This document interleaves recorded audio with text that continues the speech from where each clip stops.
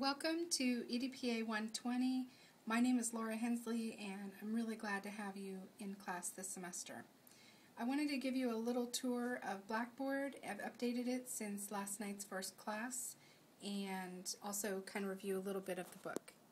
So if you look at Blackboard, you'll see that I've added a couple of areas that we did not cover last night. One is called building blocks.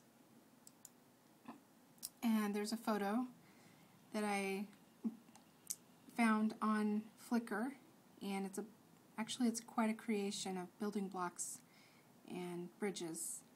I thought you might like to see that. This is a banner photo that I'm going to leave up for this section.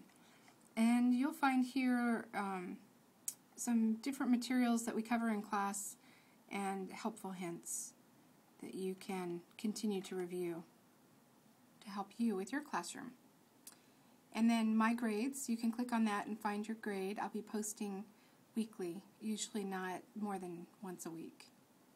Okay, and the rest is all familiar to you. I will say that I did add some videos on Watch This. One of the things that you're going to find here on Watch This, here's a video that corresponds to the reading that you're doing right now. Social Emotional Learning in Louisville.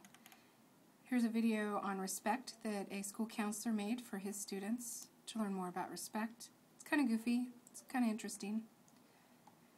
And classroom management tips video. I really like that video. Lots of helpful hints. Some you may already know and some that are maybe new to you. Okay, so here we have our textbook, and if you look in the textbook you will see that we're going to read chapter 1. Chapter 1 and 2 and 3 we're actually going to cover in the next week, less than a week. And it's really not that much reading, it just seems like a lot. You've got 11 pages for the first chapter, and then another 11 or 12. So the first 3 chapters are basic descriptions of things that we actually talked about in the first class. And what I want you to do when you're reading through your book, we've been taught and trained to read the very first word of a chapter to the very last word of the chapter. And I really don't think that you have to do that.